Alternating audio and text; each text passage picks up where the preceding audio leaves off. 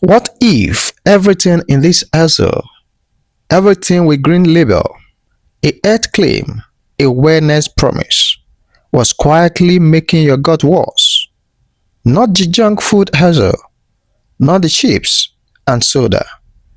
This hassle, the healthy one. I'm not talking about the eating sugar in obvious places. I'm talking about five specific foods recommended by nutritionists, featured in health magazines, sitting in the kitchen of people who genuinely care about what they eat. That current research links directly to gut inflammation, microbiome disruption, and the exact symptoms millions of people are desperately trying to fix. And the most uncomfortable part, the food industry knew it and said nothing. Five foods, starting with the one sitting in most people's breakfast bowl right now. Stay with me because by the end of this video, your grocery list will never look the same again. Meet Sarah, 28 years old, probably the healthiest eater you know. Meal prep every Sunday, no processed food, no fast food, gym 4 times a week.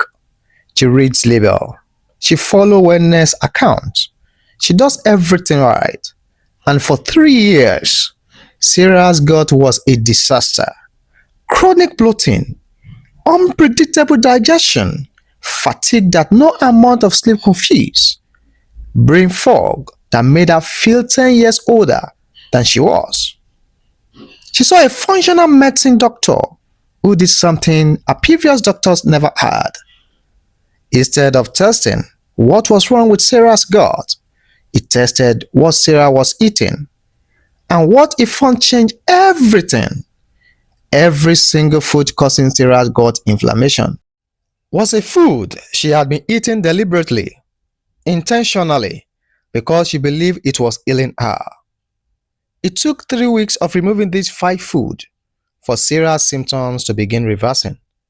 3 weeks after 3 years of suffering through a diet she thought was protecting her. What were those five foods? Let's go through them one by one, starting with the one that will shock you most. Everything I'm about to share is drawn from published research. I am not anti-food. I am not selling an alternative diet. What I am doing is showing you the gap, the very real, documented, financially motivated gap between what the food industry tells you is healthy and what current science actually shows is happening inside your gut when you eat these foods. Some of this will frustrate you. Some of it will make you angry. All of it will make you a smarter, better informed consumer. 5 foods, each one more surprising than the last. Food number 1 is probably in your kitchen right now. Granola, flavored oat, overnight oat with fruit and honey. The breakfast the wellness industry built its entire identity around it. Here is what actually in most commercial granola products: refined sugar. Sometimes under 5 or 6 different names to eat how much is actually there. Maltose, dextrose, brown rice syrup, honey solid, evaporated cane juice, each one appearing separately on the label, so none of them rank as the first ingredient. Combined, many popular granola products contain more sugar per serving than a chocolate bar. And here is a specific gut problem. Refined sugar directly fills the harmful bacteria in your gut, the firmicutes and pathogenic strains that drive bloating, inflammation, and the disrupted microbiome associated with everything from IBS to leaky gut. One bowl of flavored granola can trigger a bacteria feeding frenzy in your gut that takes 24 to 48 hours to settle. Sarah ate granola every single morning for 3 years. Every morning, she was starting her day by feeding the exact bacteria destroying her gut health. The feast is not complicated. Plain whole oats, still cut or rolled, no flavoring, no added sugar, are generally called supportive. The beta-glucan fiber in plain oat feed beneficial gut bacteria and has a meaningful anti-inflammatory effect. It is not oat that are the problem. It is what the food industry did to them. Food number two.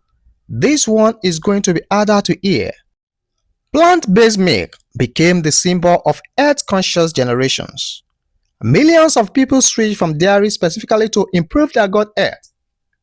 For many of them, it made things worse. Here is why. Most commercial oat milk is made by processing oats with enzymes that break down the starch into sugar, specifically maltose, a rapidly absorbed sugar that spikes blood glucose and feeds gut bacteria in a way that raw oats never warned. Almond milk, in its commercial form, is typically 2 to 5% almond. The rest is water.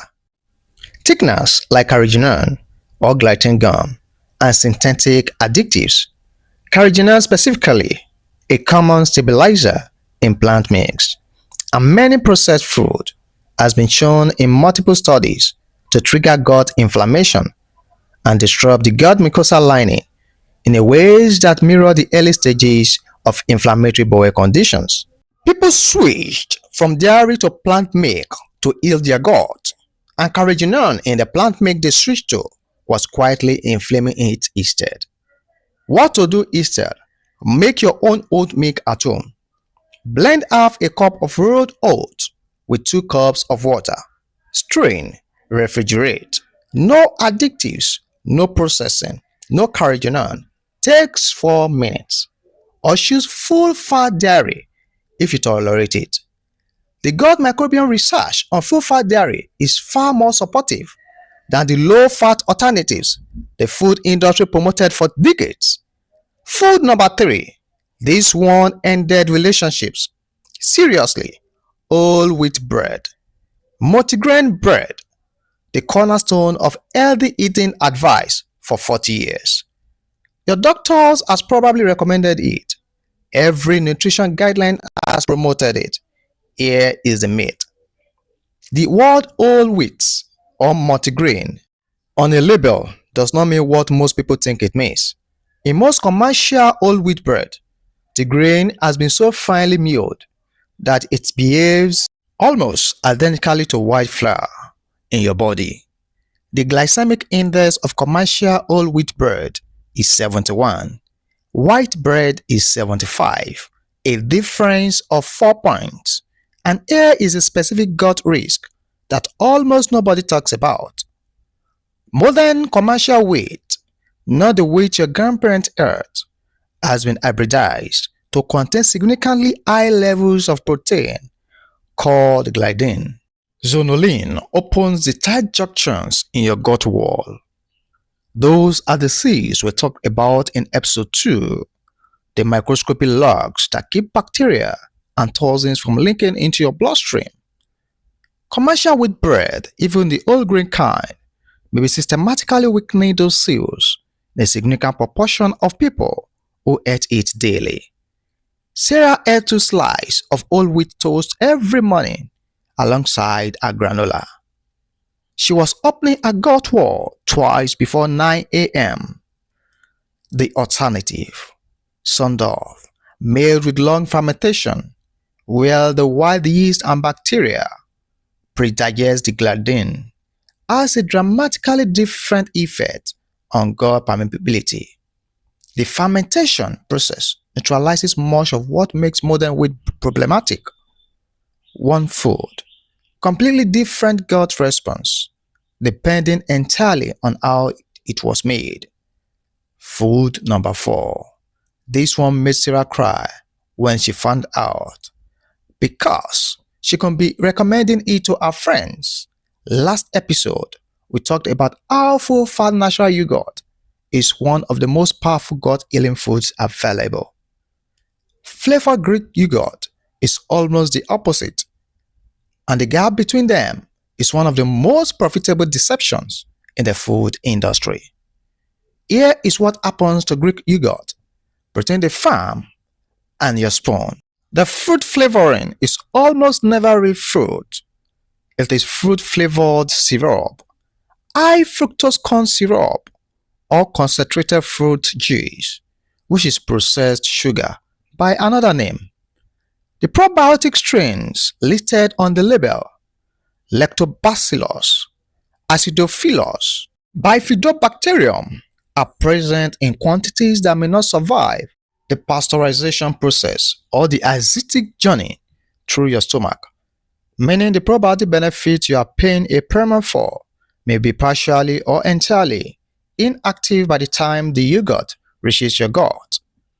And the sugar content, which feeds the harmful gut bacteria directly, counteracts whatever beneficial bacteria do survive. You are simultaneously trying to feed the good bacteria and the bad bacteria in the same spoonful. Sarah was eating flavored Greek yogurt every afternoon as a gut-health snack. For 3 years, she was undermining every good thing she did for her gut. Once in the morning with granola, again in the afternoon with flavored yogurt. The feast is the same feast from last episode. Plain full-fat Greek yogurt with live cultures and zero added sugar. Add your own fruit, your own honey if needed. You control exactly what goes in.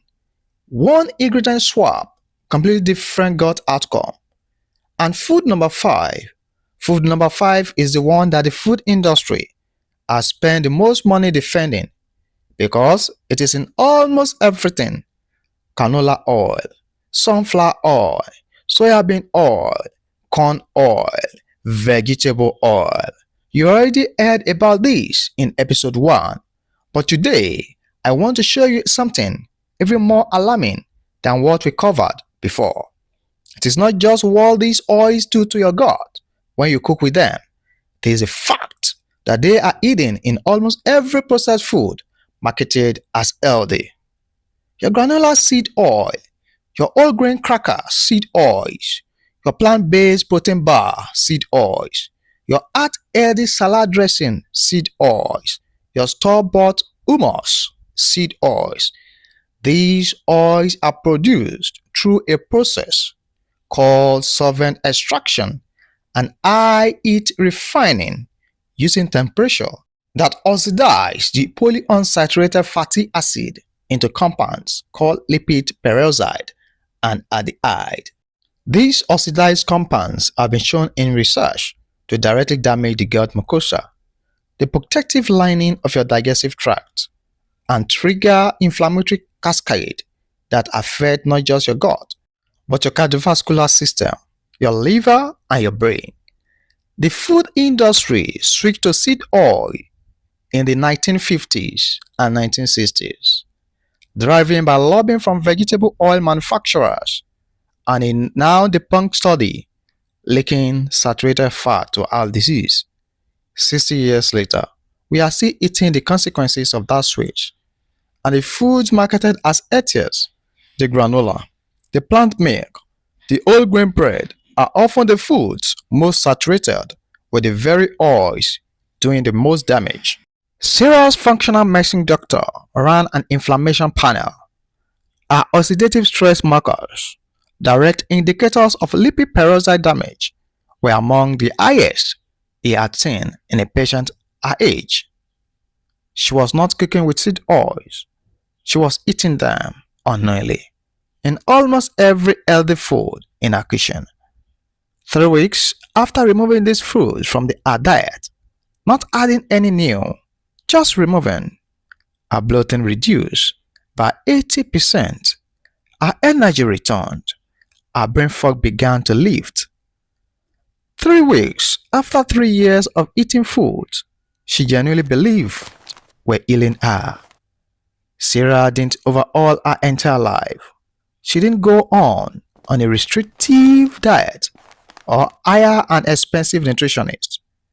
She simply removed the 5 foods that were working against her gut and replaced them with their simpler, less processed, less marketed equivalents. The food industry has spent decades confusing you that healthy eating is complicated, that it requires special products, premium labels, fortified formulas, and carefully engineered alternatives. It doesn't. Real food, minimally processed, honestly labeled, simply prepared, is what your God has always been asking for. You were never the problem. The information you were given was. And now you have better information. Use it. Now, if today's video raised a question in your mind, it is probably this one. If these food are so damaging, why do some people eat them their whole lives and seem fine? Why do some gods seem to handle them and others don't? The answer to that question, the real answer. Share this video with someone who has been doing everything right and still not feeling well. Because the right information at the right time changes everything. Take care of your gut. It takes care of everything else. See you in our next episode.